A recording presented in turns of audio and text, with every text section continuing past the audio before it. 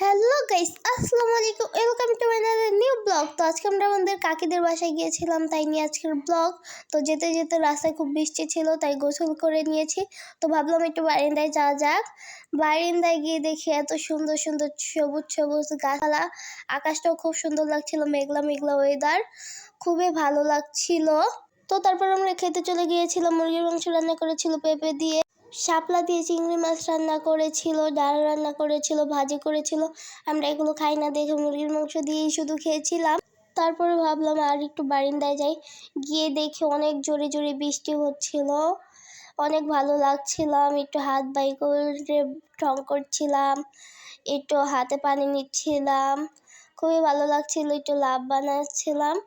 তো এসে আমি মোবাইল টিপছিলাম, টিপতে টিপতে কোন সময় জানি ঘুমিয়ে গেছি, বলতেও পারি না। তারপর ঘুম থেকে উঠে দেখি কিসের যেন